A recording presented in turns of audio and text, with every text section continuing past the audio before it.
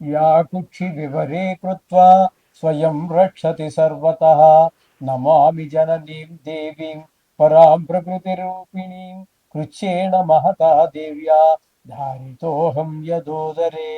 तत्प्रसादात् जगदृष्टं मातुर्नित्यं नमोऽस्तु ते। पृथिव्या यानि तीर्थानि सागरादीनि सर्वतः वसन्ति यत्र तां मातरं भूतिहेतवे। మాతృదేవో భవ పితృదేవో భవ.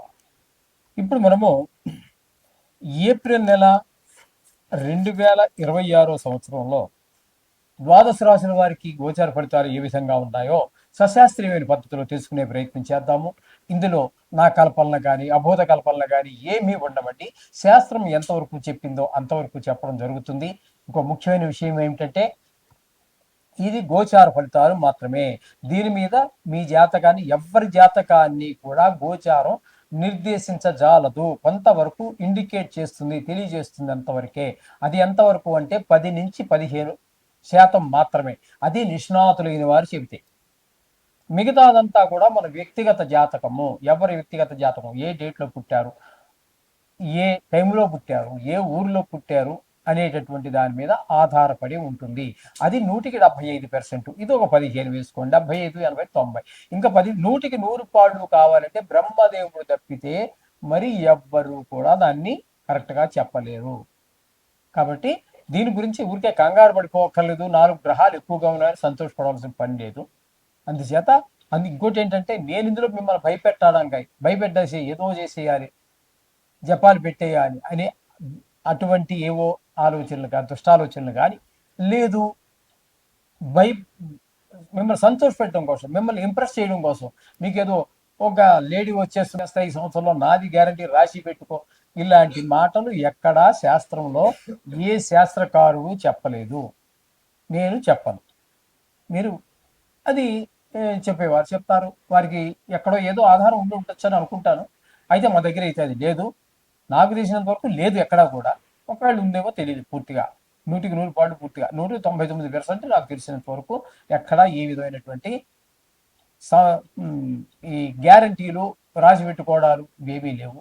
అంచేత శాస్త్రం ఎంతవరకు జరిగిందో అంతవరకు చెప్పడం జరుగుతుంది. కుంభరాశి వారికి ఏప్రిల్ నెల 2026 నెలలో గోచార ఫలితాలు ఏ విధంగా ఉన్నాయో సశాస్త్రీయమైన పద్ధతులు తెలుసుకునే ప్రయత్నం చేద్దాము. కుంభరాశి వారికి జన్మంలోనే రాహు నెలంతా పూర్తిగా ఉంటున్నారు. బుధుడు 9వ తారీఖు వరకు ఉంటున్నారు. కుజుడు 2 రోజులు మాత్రం ఉంటున్నారు. ఈ 3 గ్రహాలు కూడా జన్మంలోనే ఉండటం వల్ల ఇవి ఏ విధమైనటువంటి ఎక్కువగా మన ఆలోచన చెడు వైపు వెళ్ళటము, ప్రవర్తన కూడా చెడు వైపుకి ఎక్కువ ఆకర్షితులు అవ్వడం జరుగుతూ ఉంటుంది. కాబట్టి తనను తాను ముందుగా కంట్రోల్ చేసుకోవలసిన అవసరం ఇక్కడ ఈ కుంభరాశి వారికి గోచరిస్తూ ఉన్నది. ఇదివరకు ఎప్పుడో కొద్దిగా విద్యాభ్యాస సమయంలో స్టూడెంట్గా ఉన్నప్పుడు లేదా అవివాహితులుగా ఉన్నప్పుడు ఏవో పార్టీలని అవన్నీ ఇవన్నీ ఇది హ్యాబిట్ కాకపోయినా హ్యాపీగానే మనం కొన్ని చేసి ఉన్నటువంటి వాళ్ళకి ఎక్కువగా అటువైపు డైవర్ట్ అయ్యేటటువంటి మరలేటటువంటి అవకాశం ఉంటుంది. కాబట్టి తనను తానే నిగ్రహించుకోవాల్సి ఉంటుంది. ఇది జాగ్రత్త. ఇక ద్వితీయ స్థానంలో శని భగవాన్ యొక్క సంచారం నెలంతా జరుగుతోంది. దీన్ని ఏలినాటి శని అంటారు. 2వ స్థానం కాబట్టి ధనస్థానం కాబట్టి ధనానికి ఇబ్బంది కలిగిస్తూ ఉంటాడు. రవి 14వ తారీఖు వరకు ఉంటాడు 2వ స్థానంలోనే. అక్కడ మీకేమవుతుంది, రవి 2వ స్థానంలో యోగించజాలడు. అక్కడ ఇది శని భగవానుడు ఏ విధమైనటువంటి ధనానికి ఇబ్బంది కలిగిస్తూ ఉంటాడో, మాటలో కఠినత్వం పెరుగుతుందో, కంటి జబ్బులు ఉన్న వాళ్ళకి ఎక్కువ అవుతుందో, అలాగే అదే ఫలితాలను సూర్యుడు కూడా 14 రోజులు ఇస్తున్నాడు. కుజుడు నెలంతా ఉన్నాడు. ఈయన కూడా అదే ఫలితాలు స్థానబలాన్ని బట్టి. ఇక బుధుడు 2వ స్థానంలో ఒక సుమారుగా మనకి 10వ తారీఖు నుంచి నెలంతా ఉంటాడు. ఈయన మాత్రం తద్భిన్నమైనటువంటి ఫలితాన్ని అక్కడ ఇవ్వబోతున్నాడు 4 గ్రహాలలో. ఈ విధమైంది. అక్కడ రవి తీసుకున్నట్టయితే రవి 14 వరకు మనకి ఇక్కడ ద్వితీయంలో ఉన్నాడు కదా.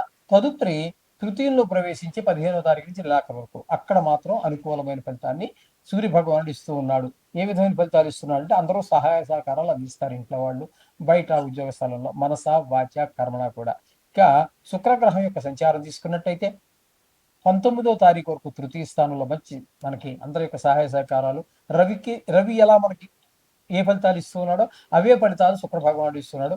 అక్కడ నుంచి 20వ తారీఖు నుంచి చతుర్థ స్థానంలోకి వెళ్తున్నాడు. దాన్ని సుఖస్థానం అంటారు. కాబట్టి అక్కడ మనకి విద్య, భూమి, అలాగే గృహము, వాహనము, స్వభావం, అలాగే తల్లి గారి యొక్క ఆరోగ్య పరిస్థితులు, వీటన్నిటికీ కూడా చాలా సహకరిస్తాడు శుక్ర భగవానుడు. ఇక 5వ స్థానంలో గురువు ఉంది. 5వ స్థానంలో గురువు, ఇది కూడా అద్భుతం, పిల్లల మీద మంచి ప్రభావం చూపిస్తాడు. అలాగే గోచార రీత్యా అవివాహితులకి వివాహం అవడానికి దీన్ని కూడా వివాహ సమయంగా చెప్పడం జరిగింది. వివాహం కుదరటం కానీ, వివాహం జరిగిపోవటం కానీ జరిగే అవకాశం ఉంటుంది. వివాహం అయిపోయి ఉన్నట్టయితే వాళ్ళకి వాళ్ళ అన్యోన్యత, భార్యాభర్తల మధ్యన అన్యోన్యత పెరిగే అవకాశం ఉంటుంది. ఇక 7వ స్థానంలో కేతు ఉన్నాడు కదండి. ఈయన భార్యాభర్తల మధ్యన, జాయింట్ వ్యాపారస్తుల మధ్యన ఏదో ఒక రకమైనటువంటి కలతలు, అలజడి లేపుతూ ఉంటాడు. తద్వారా కొంత చికాకులు వ్యవహారం అంతా మనకి కలిగిస్తూ ఉంటాడు. ఈ విధమైన ఫలితాలన్నీ ఇక్కడ కనబడుతున్నాయి. మొత్తంగా మనం చెప్పుకోవాలి అన్నట్టయితే కుంభరాశి వారికి ద్వితీయ స్థానంలో ఉన్నటువంటి కొద్ది రోజులు, 20 రోజుల పాటు సుమారుగా అనుకుందాం, బుధుడు అనుకూలంగా ఉన్నాడు. రవి ఒక 15 రోజుల పాటు అనుకూలంగా ఉన్నాడు. శుక్రుడు పూర్తి అనుకూలంగా ఉన్నాడు. గురువు అనుకూలంగా ఉన్నాడు. గురుడు శుక్రుడు పూర్తి అనుకూలత మనకి ఇక్కడ గోచరిస్తూ ఉన్నది. కాబట్టి వీడు పర్వాలేదు అన్నట్టుగా మనం చెప్పుకోవచ్చు. ఏదేమైనప్పటికీ కూడా మనం నవగ్రహాలు చేసినట్టయితే అనుకూలంగా ఉన్నాం, మరింత అనుకూలంగా, ప్రతికూలంగా ఉన్నా కూడా కొంత మనకి సాంద్రత, తీవ్రత తగ్గి మనకు అనుకూలంగా మారే అవకాశం ఉంటుంది. కాబట్టి ప్రతి నిత్యము కూడా ఆ నవగ్రహ మంత్రాలు లేదా కన్సర్న్ ఏది ఇదినా పర్వాలేదు, దానికి సంబంధించినటువంటి ఏవి చదువుకున్నప్పటికీ కూడా మీరు సర్వశుభాలు శుభం భూయాత్.